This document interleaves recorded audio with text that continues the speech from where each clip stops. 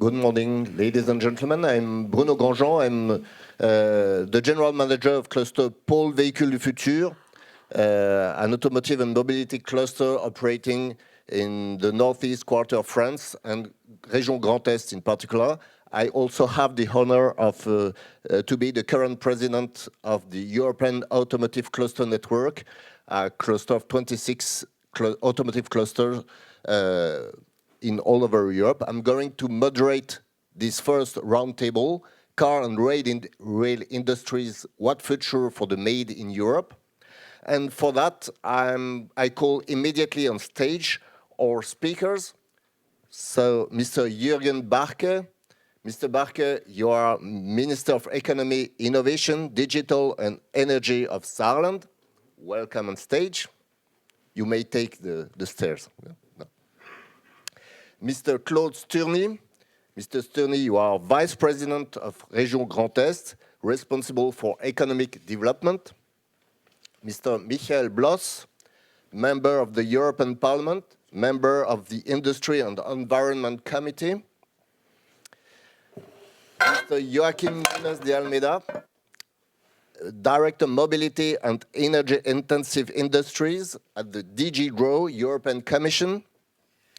Mr. Franz Logan. Mr. Logan, you are... No problem. Mr. Logan, you are President of the State Agency of Baden-Württemberg for New Mobility Solutions and Automotive, Immobile BV. And Mrs. Sigrid de Vries, Director General of the European Automobile Manufacturers Association. Welcome on board. I'm going to sit down. So to launch this debate, I'm going to ask the same question to all of you. You will have only 3 minutes to answer because you are 6, and it's only the first question.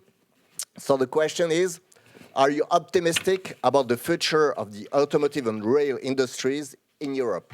And maybe Mr. Barke, you're welcome to start. Ja, zunächst einmal. First of all, thank you for the invitation. As the Minister for Economy in the Saarland, obviously we are at the heart of all of these developments. We have the highest density of workplaces in the automotive sector. We are the third biggest automotive region in Germany as a small federal state. This is rather impressive, and therefore obviously we feel that development. I think we can be optimistic in the sense that we are going to achieve the transformation, but we can only achieve it with accompanying measures. Electromobility is something that is for the future. The economic success can be achieved with fewer employees, and therefore with the phasing out of fuels 2035, this is going to be a challenge. I think we have to tackle this as a challenge, and we have to look towards setting up these regions as resilient economic regions. And I think what is decisive is the transformation. In Saarland, we are currently transforming the steel industry with 4 billion of investments. We are currently constructing new factories for semiconductors, and not just for the automotive sector, but also in the area of higher efficiencies for wind energy. And we also start with producing batteries, but also this is something that we are going to have to tackle, and we need As a countermeasure against disruptivity, we need a number of measures in order to create new jobs in the automotive sectors, but also in other sectors, so that those jobs that will be lost in the automotive sector, that we can compensate them with other jobs. We have created certain instruments with 3 billion euros that are going to be invested, and this is the highest economic program that we have seen in the federal state of Saarland, and we have to use this momentum in order to invest into our future in these disruptive times and to buy ourselves time with positive developments in order to counteract, in order to oppose these negative developments. Apart from electromobility, hydrogen is something that is going to play a central role from our perspective. Mobility is going to be electric, and this is what hydrogen belongs to. What I can see today now is that a lot of companies move away from fossil fuels, and they only need power supply, and they are going to manage. I think we are in the process of revolutionizing the industry with green energy and green hydrogen. I think we just need the according infrastructure, and I am positive that we are going to achieve just that in the future. Thank you, Mr. Bakke. Mr. Oui, merci de me donner. Thank you very much, and thank you for welcoming me on behalf of the region Grand Est. The topics of today are at the heart of our discussions, and as President of economic development of my region, we are very aware of the stakes. The car and rail industries represent 117,000 jobs in our region. So it's a very big stake. We have lost 28,000 jobs. These jobs, well, they have been transformed. They are good news as well.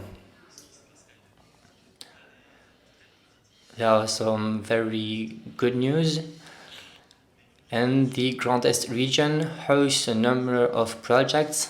So, for example, in Renault or other companies working in our region, and we know very well that the SMEs are very important.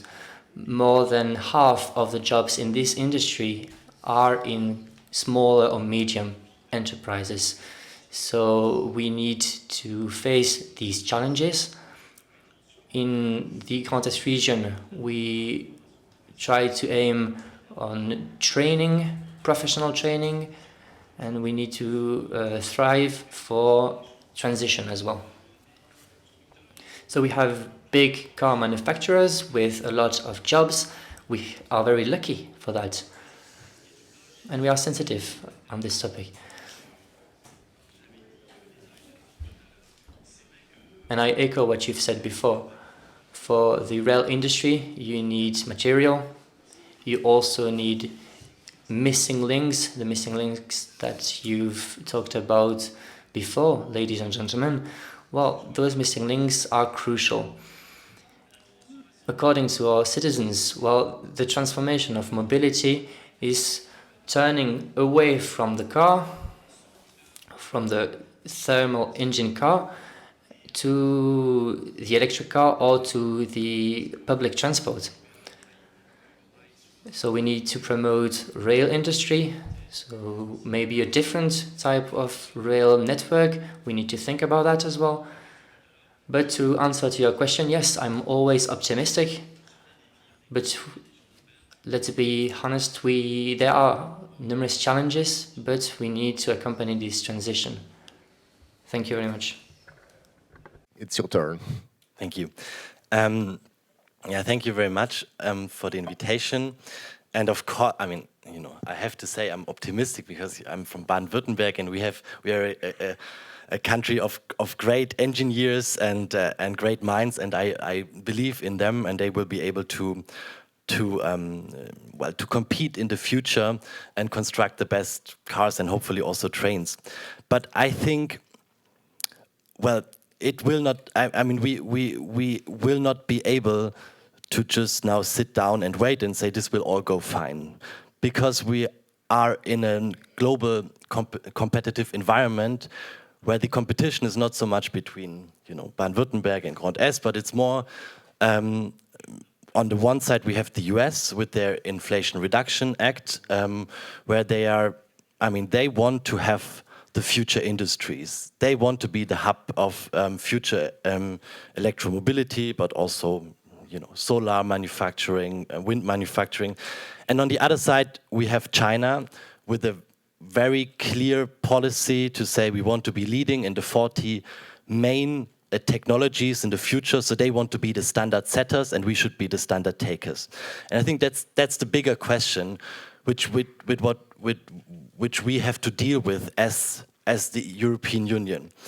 And we can discuss a lot about e-fuels, Yanni, but I think that's really, this is what makes me a little bit pessimistic, because I think that's absolutely the wrong debate. The real debate is that the 20 most sold e-cars on the world, there is almost no European there. This is basically Tesla and Chinese manufacturers. This is the challenge which we should be debating. And honestly, I completely believe that the market will solve it. There will be no e-fuel cars. Nobody will construct it. It's just that we need to find our European way of doing industry policy. And if you look at Tesla, it's not that they just became a huge company with market forces. They actually got a lot of subsidies and innovation programs from the US state. So this is what made them big. So now our question is, how do we do industry policy on the European level? And I'm happy that you are here, so I'm looking forward to what you are saying, because we are currently starting to do it, but honestly, we are not there yet. If you look at the Net Zero Industry Act, it's really great that we have it. We have identified strategic industries which are important for us as the EU. But then if you look into the implementation, how do we actually make sure that these strategic industries stay in Europe? I think we can do better, because what it basically says is, we can work with public procurement, very important. We can work with shortening of permitting, thank you. But that's not industry policy. We have so many instruments like the Innovation Fund. We now lose the state aid guidance for member states.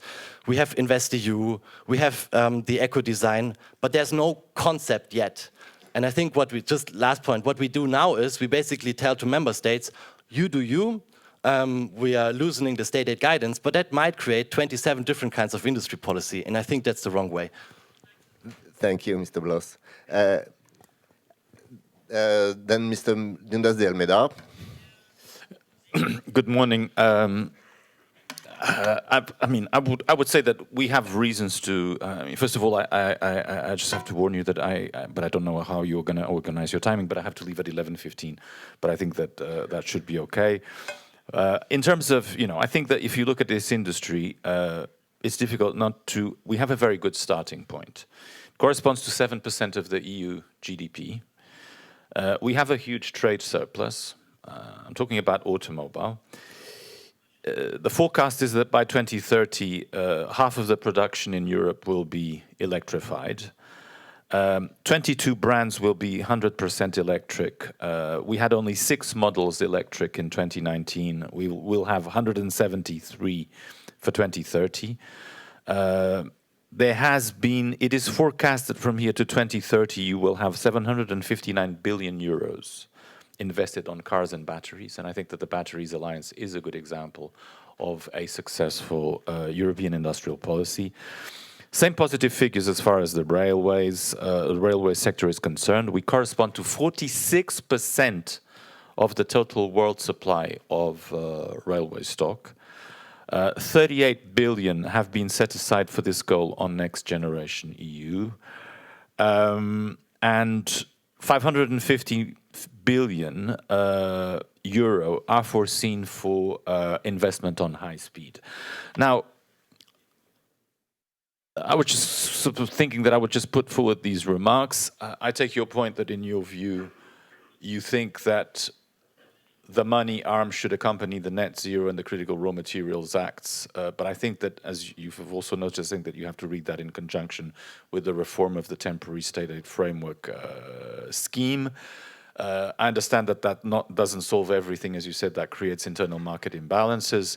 But our president is also keen on putting forward ideas vis-a-vis the sovereignty fund in the medium term. It is not, I think that we have a situation now where strategic projects will be identified, which will make it that there will be a snowball effect, that they will attract investment, both public and private, as a result of that identification, because they will be labeled as such, because they will be subject to easier permitting, because they will have facilitated access to state interventions such as public procurement, state subsidies to households and auctions. So I think that, yes, we're not as bold as the US is, but I think that you've got fragments. And possibly if you would do all the sums well done, you would probably reach the conclusion that the sums we're putting on net zero and on critical raw materials are probably not that different from the US. Thank you. Your remarkable 3 minutes. It's up to you. Yeah, thank you for the invitation too. Not because of my job definition, but by heart, I'm really optimistic that we will manage the change very well in Europe and that we will have our market share in future. Let me start with a rational view, at least to what is changing. Everybody is discussing whether we change internal combustion engines to electric mobility. This is one part of transition. The other part of transition is that we have a local-for-local strategy from every producer worldwide. What means at least what you want to sell in China, you produce in China. What you want to sell in North America, you produce in North America. And what you want to sell in Europe, you produce in here. It's not even the European brands, it's also the American and the Asian brands with their strategy. So local for local is a big driver. The biggest driver of everything, at least, is digitalization. The car of the future is a device in the Internet of Things. And this is the most changing element, which is much, much bigger, at least, than the change of the driveline. And the next topic, and the fourth topic, at least, is automation. We see that cars and trucks and buses are fully automized, produced in future, what means that with less people, we get more output. This is the number of drivers, what we have to handle at least. This is a rational view to it. And what are we doing in Europe? And I think this makes us all optimistic. There is billions of euros invested everywhere. There is 10 billions of euros invested by Volkswagen in the region of Barcelona in 3 at least new plants. There is billions of euros invested in Zuffenhausen and Sindelfingen, what is closer to Baden-Württemberg, in the heart of Baden-Württemberg. There is in Poland, there is a billion investment for electric vans, and you can go all over Europe to Romania, to France, to wherever. If you look to hydrogen topics, at least there is minimum-wise 6 companies in Europe investing more than a billion in at least the production of electrolyzers. And behind all those companies is a lot of small and medium-sized companies, suppliers who have made up their brains to handle the change and to make something new. And this job is running. And what we are doing is we are discussing all the time what is going around with the internal combustion engine. Let us sell it as long as people buy it, but at least we will have a change. Within this decade, we will see that the world is becoming electric because of a lot of reasons. The mainstream is electric. And what are we doing in Baden-Württemberg at least? We try to support the small and medium-sized companies by activities, by training, by giving the chance at least to bring their stuff into the new world. And there is 10,000s of persons trained in electric mobility, in digitalization, and so on. So let us handle the change, and let me drop at least one headline, is the strategic dialogue of automotive transfer and automotive business, at least. This is what we are doing and how we are handling in a collaboration between science, between economy and politics to handle it within a region of Baden-Württemberg. And we see we can handle it inside. And as Minister Hermann said already, at least we need a collaboration of the regions in Europe, at least to have our place in the worldwide competition. Thank you. And last but not least, the view of the automotive industry. Thank you. Goedemorgen. Good morning. I'm also an optimist.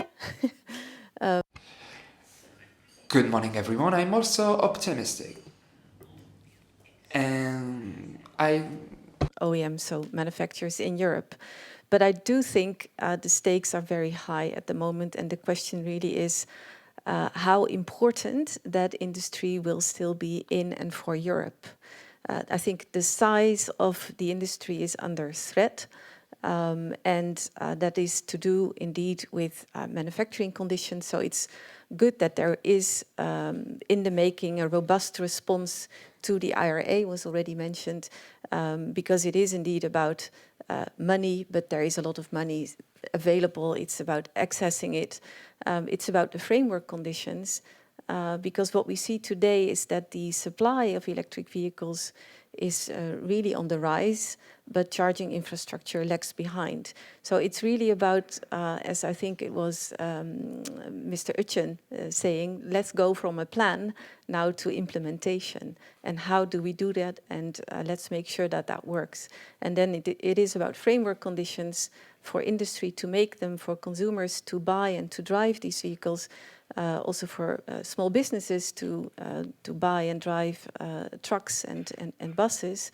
It's about the materials, and it's about scaling up. So we need the access to material, we need the green energy, we need to be competitive with other regions in the world, extremely important. And I think it's important that apart from identifying strategic technologies, we again also identify strategic sectors in Europe, because the automotive sector has a huge trickling down effect on other sectors in the economy.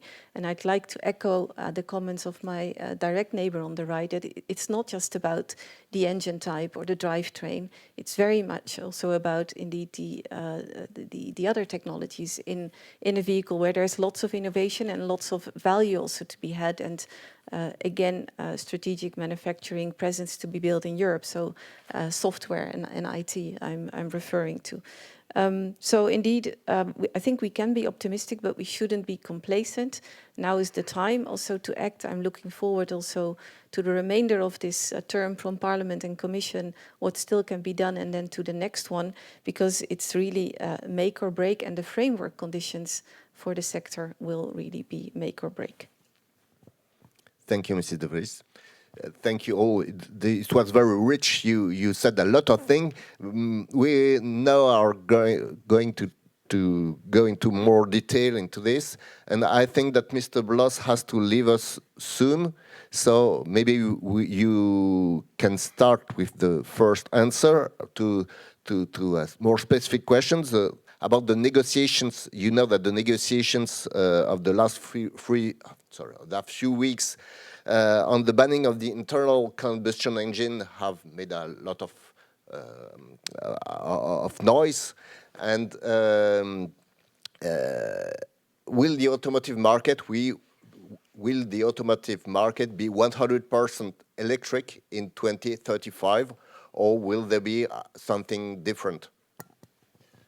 No, of course not 100% electric, because what we are saying is that from 2035 onwards, you can only register new electric cars. But that means, of course, that there will be still a lot of combustion engine cars on the streets. And I might not like that, but that is what is in the law. No? The law says clearly from 2035, zero emission at tailpipe, and that means no new combustion engines. And I'm very thankful to my liberal colleague who negotiated that for the parliament and who created this law, because this is not only about the combustion engine, this is about reducing CO2 emissions in the transport sector.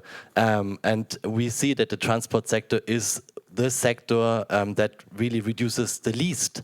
And therefore, I think this CO2 in cars is a great start. It will really help us. There are more instruments to bring down CO2 emissions, like we now introduce a new emission trading system. I think we will have to continue speaking about corporate fleet standards as well. I think the problem was a little bit, I mean, from a European perspective, that basically the German government wanted something that is impossible. They wanted to change the law after it was finally negotiated, and also after the German government already said yes to it once, and the European Parliament had already voted on the final text. So we cannot just change a text where the Parliament has already voted on. So now I'm happy that the outcome is as such. We have been voting on the law comes into place as it is. It says clearly no new combustion engines registered after 2035. If the Commission wants to put a delegated act changing that without having an empowerment from the law, I think then they would act outside of the legal framework and we would take them to court. But I'm trusting the Commission that they will not act outside of what they're legally able to do. So it was a bit of an unfortunate discussion, I think, because, as I said, the real debate is not e-fuels or not. The real debate is how successful are we in the transformation. The European automotive industry was waiting much too long for the transition towards e-mobility. They lost in the competition already some space against the competitors from the US and from China. And now we need to speed up. And this is the question we have to ask. And I think e-fuels will not play a role because they will be so expensive that in the air traffic and in shipment and for the decarbonization of the steel industry, we will need so much hydrogen e-fuels that there will be no space in the passenger cars. But that's okay, because we need to develop the e-cars of the future in Europe, and I think we can do it. Thank you. Mr. Nunes de Almeida, maybe something to add to this? Yeah, so first of all, possibly just some sobering remarks. In our impact assessment for what you probably know as Euro 7, it's estimated, as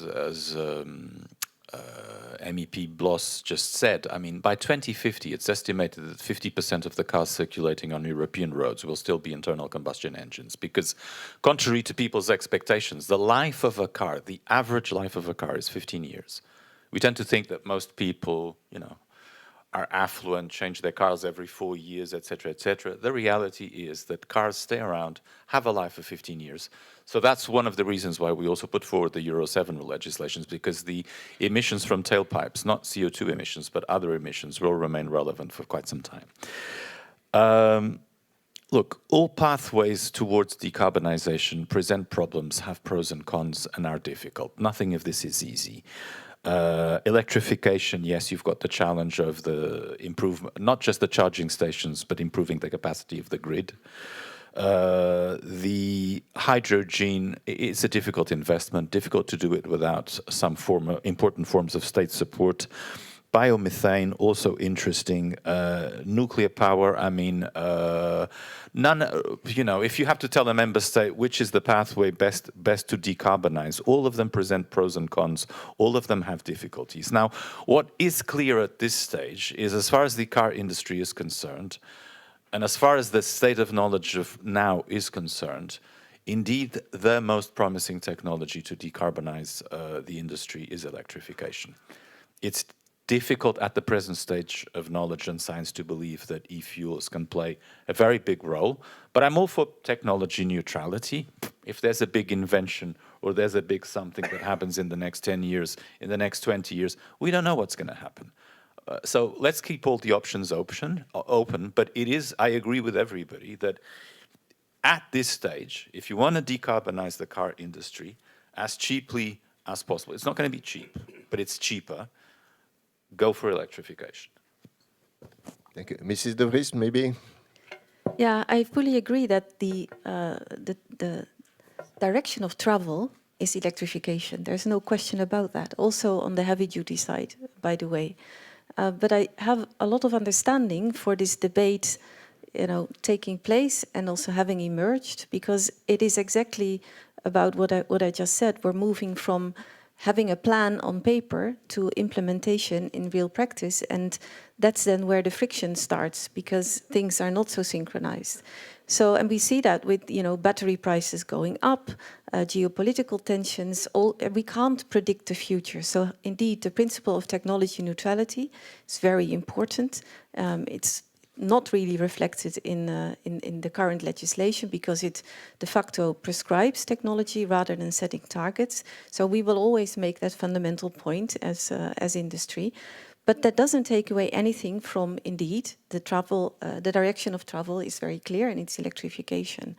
So that there is more room now, I would say, for a broader debate where you take into account more dimensions of what needs to be considered when implementing our ambitious strategies. And it's very true. It's not going to be easy. It's not going to be cheap.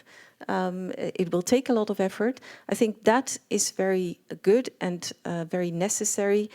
So indeed, let's move away from the more dogmatic debates about either being against or in favor of electrification or combustion engine technology. It's really about getting to the goal, which is decarbonizing our economies and transport and road transport in particular. And that's what we should focus on. For the existing vehicles on the roads, renewable, sustainable fuels will have to play a role. Otherwise, we won't make our targets. And I mean, today, ASEA is publishing new statistics, because we regularly do that, on the correlation, for example, between electric vehicle sales and GDP, so gross domestic product. And what we see is that currently 3 out of every 4 electric vehicles are sold in just 4 countries in the EU. So indeed, we are wise to consider also safety nets or, what-if situations. That doesn't take away anything from the direction of travel being electrification, but that as a society, we keep enabling mobility in all corners of society and in all corners of the economy. I think that's very wise, and that we can have a more factual, science-based discussion on these issues, I think, is also very, very sensible and very welcome. Thank you. Mr. Barker?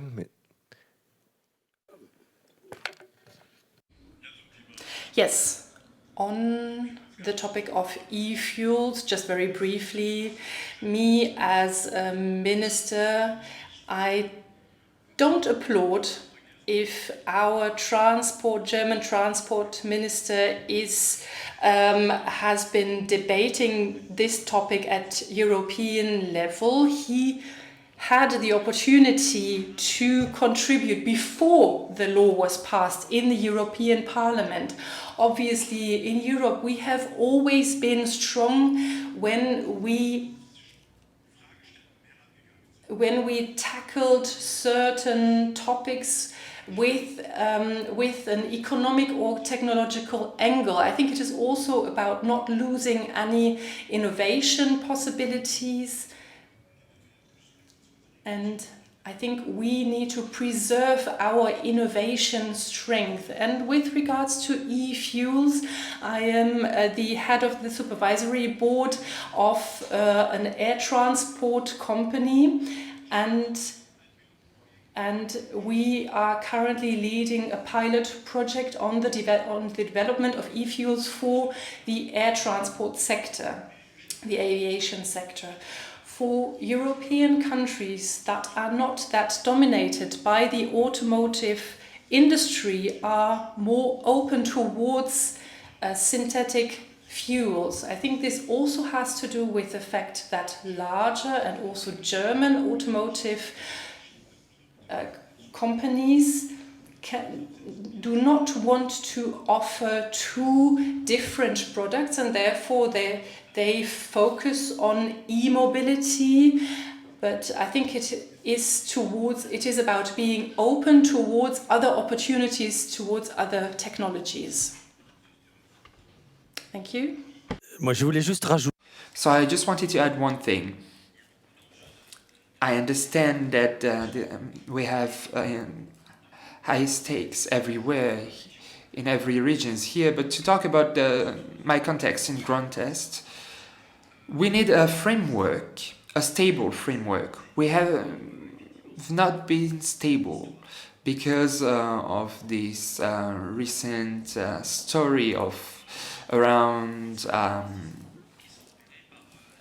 new fuels, e-fuels. I think that these are important changes by producers, and we cannot just ignore these questions and these topics. And I understand that some people could want to question plans that we have.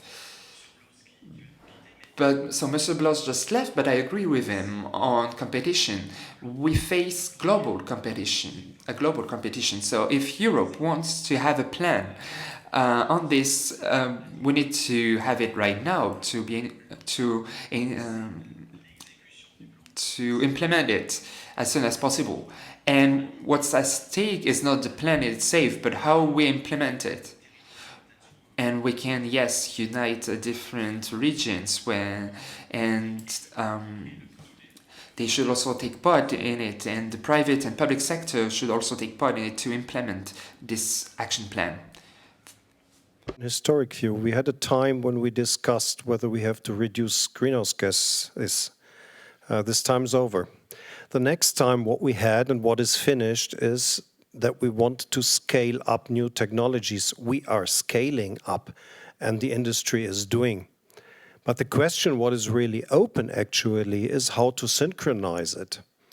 And what we discuss in here is synchronization. We will get all those electric cars in future, besides probably others, but we get a big number of electric cars.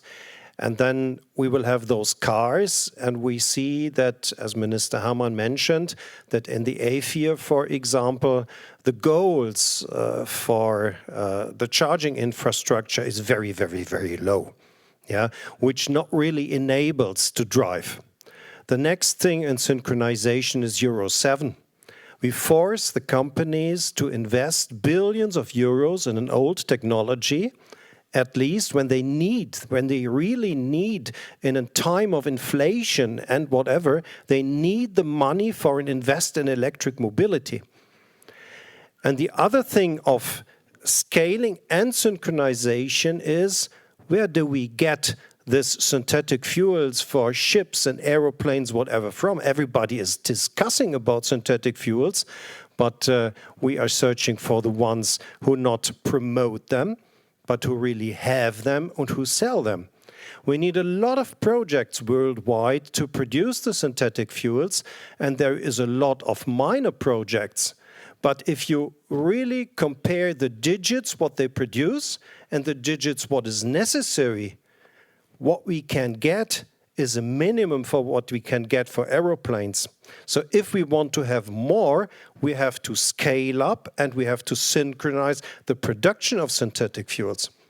And if we look to regions which are on the other side of the Pacific or the Atlantic at least, We can only transport the energy via methanol or methanes or ammonium, which at least is the basis for synthetic fuels. So synchronizing at least is what we have to do in the next step to become successful.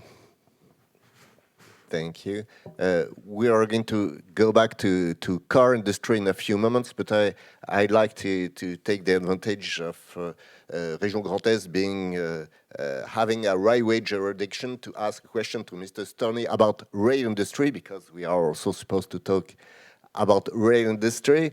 Where should the railway industry go to meet the needs of our regions, especially hydrogen or not hydrogen, battery or whatever?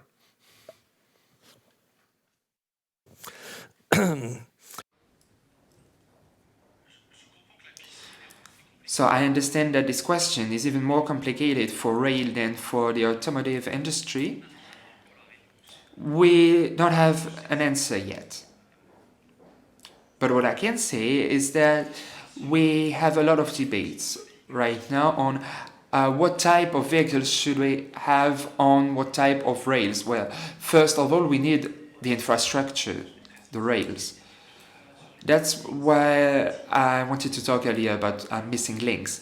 When we have a rail connection, existing rail connections, we need to take good care of them, because in the future there will be new vehicles that we don't know yet. And I'm talking here about trains that our citizens use on a daily basis, that they should use to avoid using their cars. I'm talking here about Alsace because I'm mayor of a city there, and we have rail connections, regional rail connections, and we have the same the first city train outside of Paris. In Strasbourg. And so when we have an existing rail network, we need to take care of it. There's an example. The company Law, who is inventing right now new trains, light trains, and we believe in it in our region. In the past, we've invested in high-speed TGV in France, and I think that we also need to invest on other mobilities in the future. We had Citalstom in Grand Est with hundreds of people, 700 people. It's a Spanish company, and it's a growing one. The market is here, and we need to support these companies. Our region invested more than 600 million euros to buy rails that can be used in different countries. So we decided with Germany to buy around 30 rails that can be used in both our countries. I'm talking about the connection between Strasbourg and Neustadt. So we need to believe in this kind of projects. One day, hydrogen vehicles will come and other forms of mobility. I know that some companies are working on it, and I trust them to offer us one day an alternative to cars. Thank you. Or should we go back to automotive industry? Okay, automotive industry. Mr. Logan, you already said that you are confident that the cars for the Europeans will be produced in Europe. But is it still possible to have production, especially small cars in Europe, or will they be imported from outside? Outside could be in Morocco, for example, or in Egypt. It's not so far away. Is there a future for car production in Europe, especially for cheaper cars? Yes, it will. What we see actually, this is the discussion what we have because of the prices of electric mobility today. But there's a lot of things changing via technological progress, via automation and whatever. What we will not change is the material cost for the battery. 2/3 of the cost of the battery is material. This is what we don't change, and this is not different in China, in America, in Egypt, or in Germany or whatever. Yeah, this is what we have to pay for. But the other technologies actually are in a fully other way automized and produced. And we see, as I mentioned before, that there will be big investments of a lot of companies in Europe to produce cars, at least for a normal compact segment, what most of the people will be able to buy. So there is a big change what is coming, and I think we should not judge electric mobility with the knowledge of what is existing today. We have to make up our minds what will happen within the next 10 years. Yeah, this is charging infrastructure, this is car production or whatever. So it will change, but for sure there will also be other competitors who try to come to the European market, especially from China. We see that even European brands as Smart and Mini and BMW and a lot of others, they produce in China for Europe. There is Chinese brands like BYD, NIO, this is new competitors. There is another example coming from America. If you look, for example, to Tesla. With Tesla, you can see that they produce local for local. As I discussed before, they produce the biggest number of vehicles for Europe in Grünheide. Yeah, next to Berlin, and they produce in America, in Arizona, and California for America, and they produce in China for China. Yeah, so local for local is a trend, and even if others want to come to Europe, my expectation is that they will ask for areas to build own plants if their number is big enough. We will see. Yeah, but I think we are strong enough for the competition. I'm really convinced. I hope you're right, Mrs. De Vries, and maybe after Mr. Nunes de Almeida.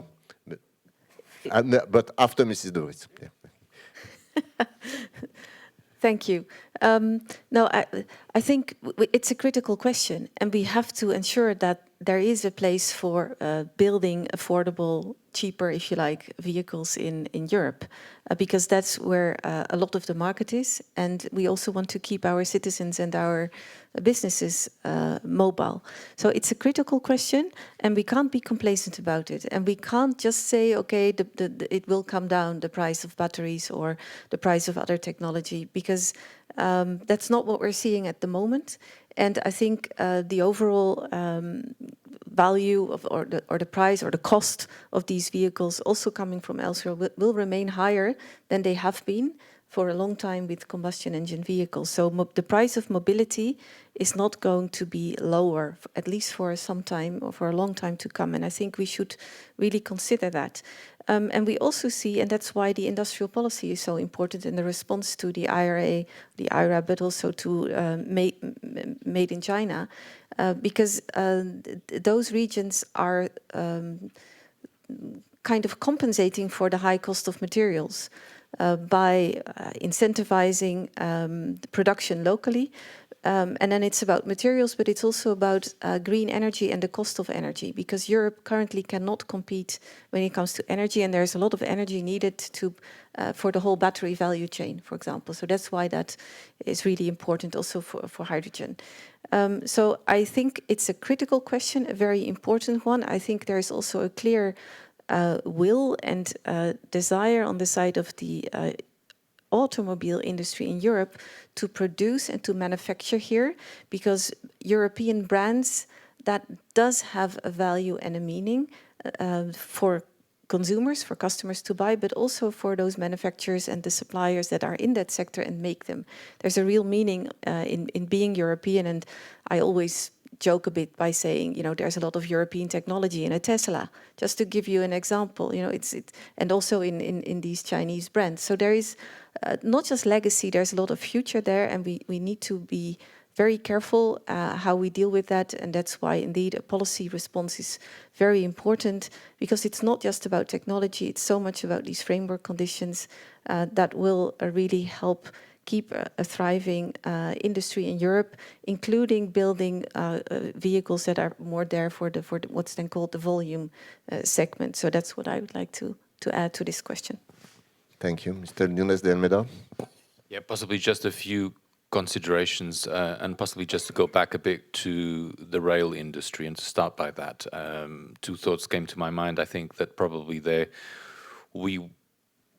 what I would focus on would be on making an intelligent use of the international procurement instrument and the foreign subsidies regulation, as we think that that industry is subject to a lot of unfair competition from outside of Europe, and heavy subsidies from other jurisdictions in the world. I think we have to be less naive, and we have to start. It's very important. Somebody told me the other day, we often adopt things in Europe, but we don't use them. So I think we need to indeed use the potential established by the international procurement instrument and by the foreign subsidies regulation to defend our industries from unfair subsidized competition. And I would count on the cooperation of industry to get that type of information. Now, we can't control the strategies of industry on whether to go for cheaper cars, more expensive cars. I mean, what I think, I mean, and to go back to Mrs. de Vries' comment about considering strategic sectors, what I know that we have been doing is that we are trying to give European industry reliable sourcing of critical raw materials and energy as much as possible, i.e., you will not. I mean, the decarbonization, the electrification of the car industry requires enormous, exponential amounts of critical raw materials. So people think that probably critical raw materials has got nothing to do with this. It has all to do with this. So all the lithium, the copper, the nickel, the rare earths, all these, I mean, we need 20 times more, 10 times more, 15 times more. We will have to do much more extraction in Europe, much more extraction outside of Europe. We will have to recycle as much as possible, but it is clear that recycling will not do the job. We will need much more extraction than what we have now. And by the Critical Raw Materials Act, we think that we are giving Europe a foothold in the critical raw materials domain, not to be completely dependent on the rest of the world. On net zero, what are we giving you? We're also, you know, we go back to the same question. Do we want to replace the dependency on Russian gas by the dependency on Chinese solar panels? Probably not. So we need to start thinking about where things are made, where things that are made count. And so we need also to have a foothold on producing in Europe. So producing in Europe doesn't mean necessarily that it will be cheaper. Probably energy products and raw materials coming out of Europe will not be cheaper, but you will have a reliable source of supply. And I think that it is important that industry starts considering and factoring in the reliability and the long-term reliability of the sources of supply rather than the short-term price considerations, because otherwise Europe hasn't got a future. But I'm sure it has a future. Thank you. We want to have some question from the audience before Mr. Nunes de Almeida has to leave. But before, I still want to ask a question to our elected officials. The industry's value chain in the automotive industry in particular are cross-border. But what about cross-border cooperation of administrations and elected officials in this field? Want to start?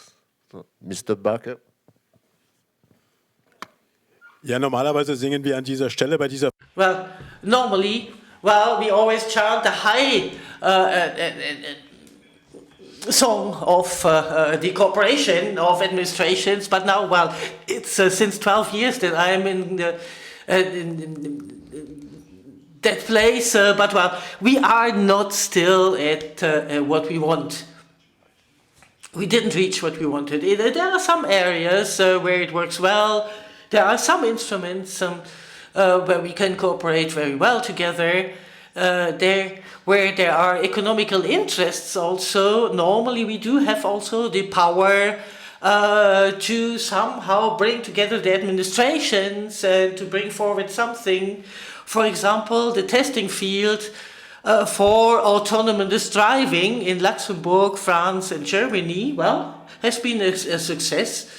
To organize that, of course, my question would be: do we always need the economical factor for the cooperation? I think, well, in transport, in also railway transport, we made a huge step forward. The different the good connections, once an hour, twice an hour between Strasbourg and Saarbrück, for example, etc. I think we are cooperating better in the last time. We have also a huge job market, a common job market. Of course, on the legal field, we do have still quite a lot of problems and challenges. But I see that we recognize at least the problem. We are working together, cooperating with different subjects, but sometimes we are cooperating so long time that, all of a sudden we do have other partners on the other side of the frontier, and we do have to restart again with our work. And of course, there are different strategic plans. The Luxembourg plan, for example, just to speak also the language of the other country, etc. That should be important, and we offer also language courses, for example, for our administrative staff. And I hope that we will have a bright future. Oui, je vais rejoindre mon collègue. Well, I completely echo what Mr. Bach says. I think that knowing each other is helpful. However, let's not be naive.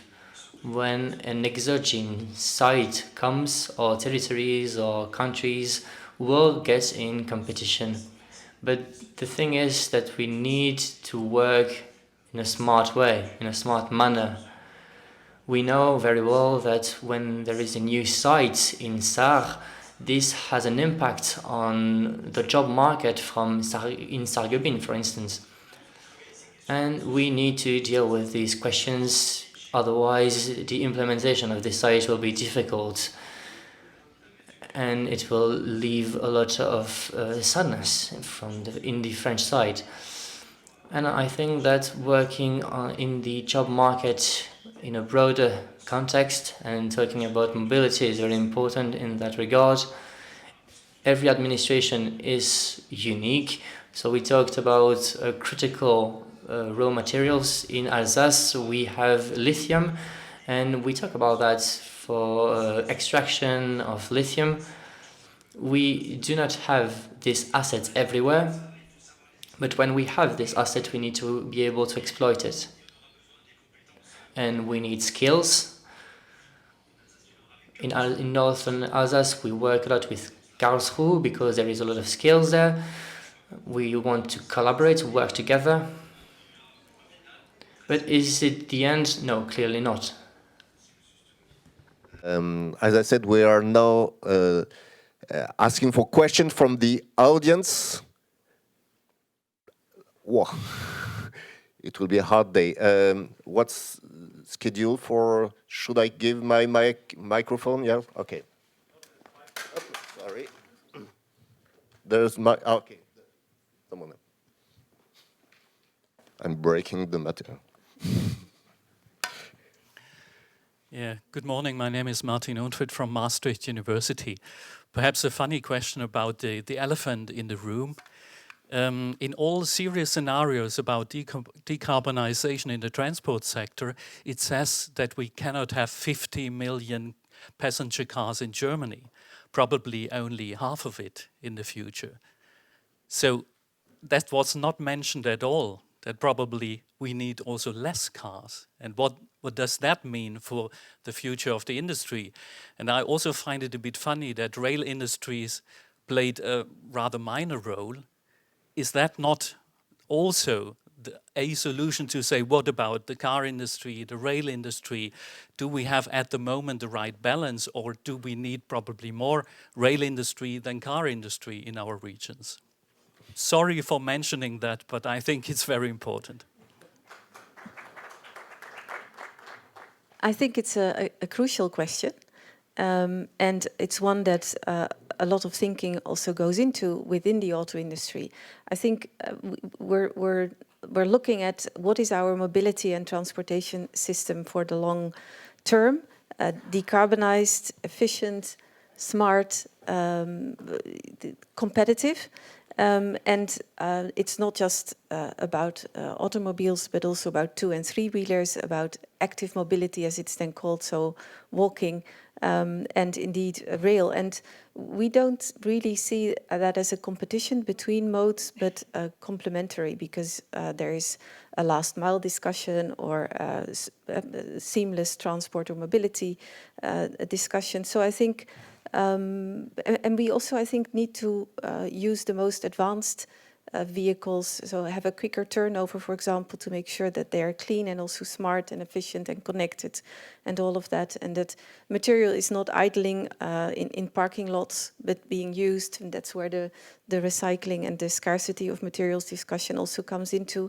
I think there's a lot of room there for innovation and development, and it's not something to be scared of, but to think about in timely, and then also work on a managed transition, taking all these different elements into account and put everybody around the table, talk about it in a more holistic or integrated approach. We're still too much in silos today on when it comes to regulation and how regulation is made.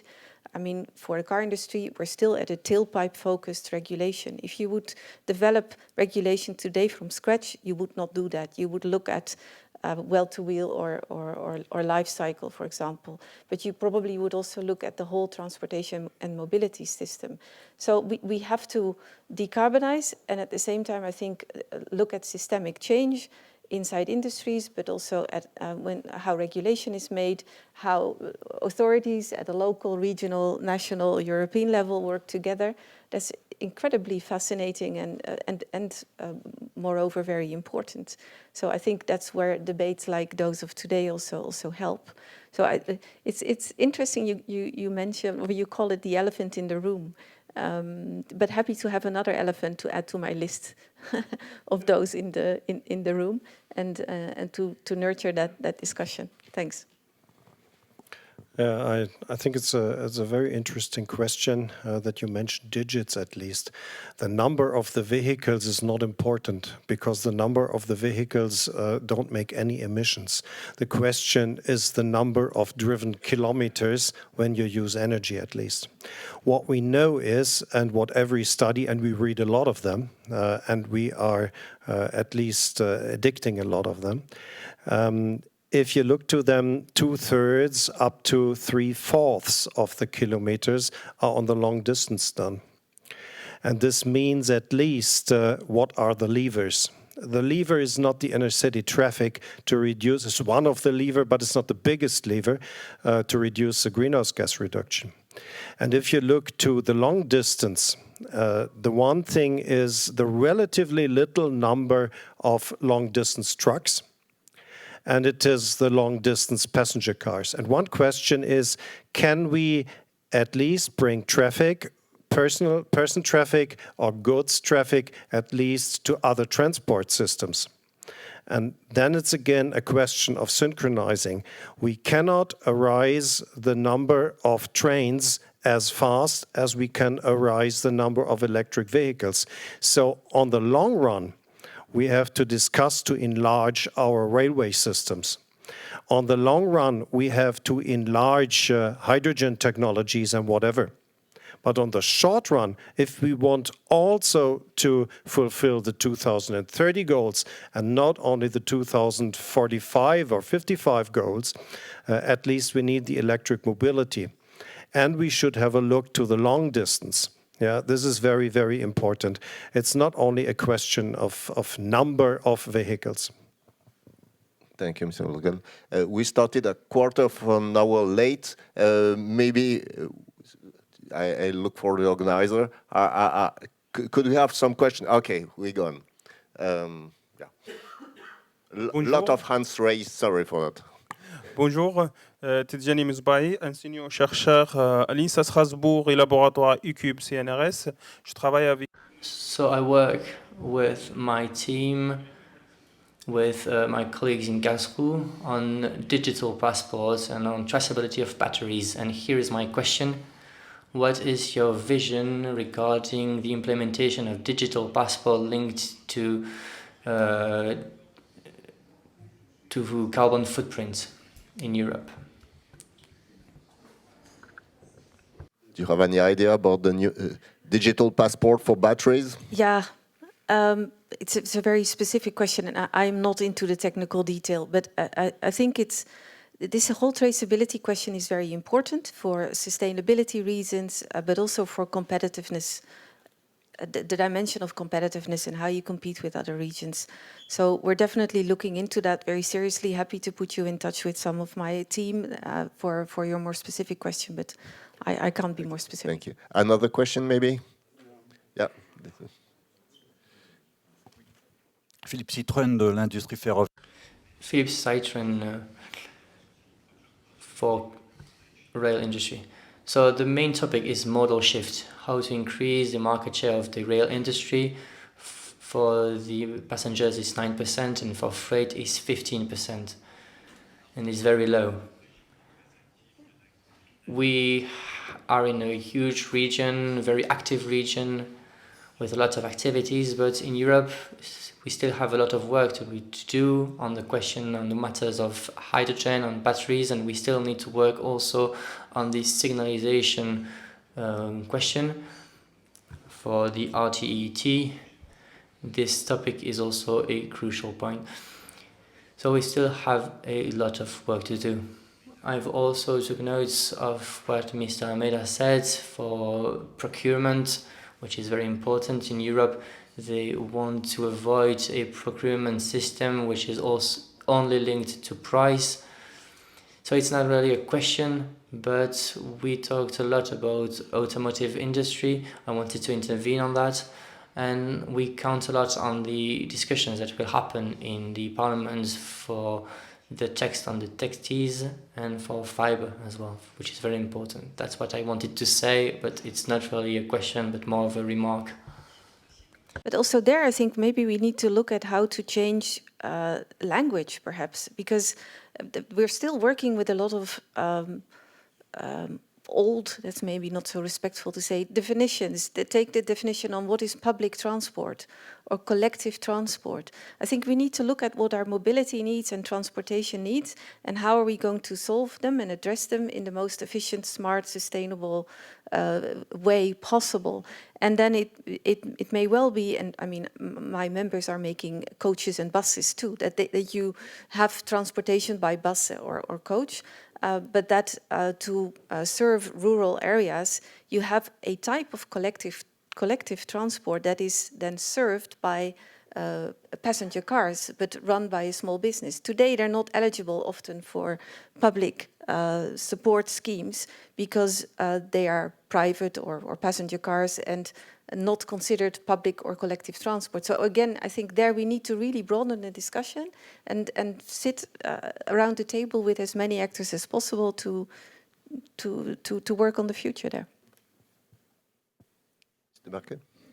Ja, vielleicht zu dem Schienenthema nochmal. In der Tat. Perhaps another remark on the rail topic. I think we haven't discussed this to a sufficient extent yet. Earlier, the train stations used to be business cards of our cities, and if you look at those nowadays, they are no longer business cards. And what we can see is that the significance of railway transport has reduced, and I think we have to change that. In front of the backdrop of the question of mobility for all, my children are 22 and 30 years old. They no longer want to have a car, they want to be mobile. How that can work, they don't care. whether they travel on trains with shared services. This is something that can be organized, and we have to go back to that. And I think we're on a good path. Sometimes there are long ways to reactivate train stations and railway connections, to construct train stations in areas where people live today. These are large challenges, but I think we have to tackle this courageously. And I think the number of cars plays a very important role. Cars are being produced from raw materials, and if you take the topic of sustainability seriously, I think it is about enabling mobility with other possibilities, reactivating local train systems, for example. And I think we have to do this in a way, or quicker than this would have been possible on the earlier authorization procedures. In Germany, this is a very difficult topic.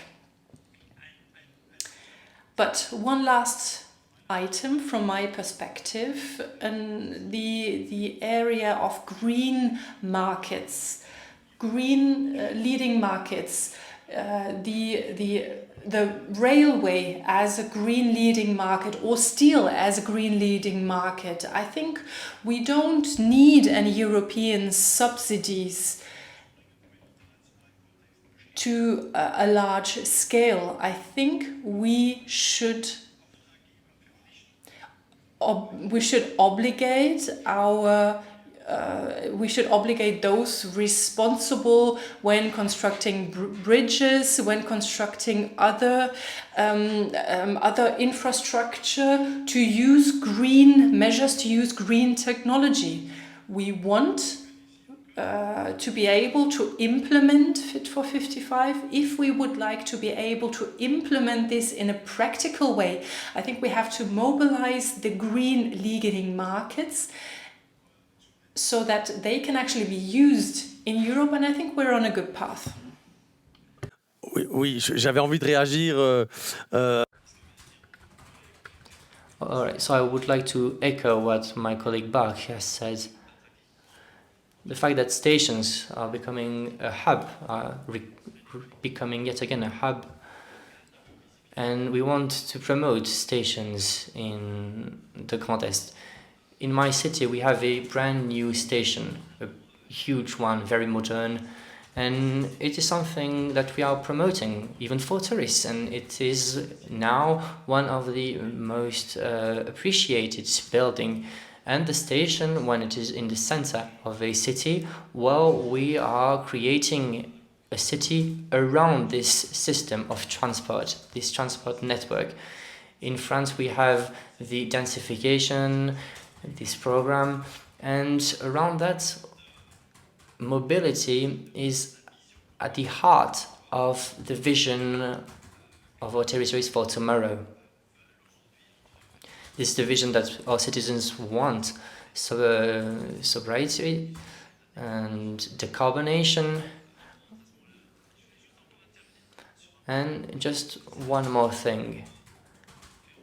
Non-rail public transport is very useful, especially for the topic of sovereignty, if I can say so. Now, we do not have a very rich offer in terms of electric buses, electric coaches that could be made in Europe, produced in Europe. And now we have a system with Chinese buses, but these buses are now available and are way cheaper than European buses. So it's not only passenger cars, but it's also all the offers, all the systems of mobility that need to be relocated and needs to be reused as well. This is a very rich topic, so we could have made twice the time, but unfortunately, we have to leave the floor to the next roundtable. I thank you all very from the bottom of my heart, and for especially you four that did not leave the session. And thank you all for attending this session, and see you next time.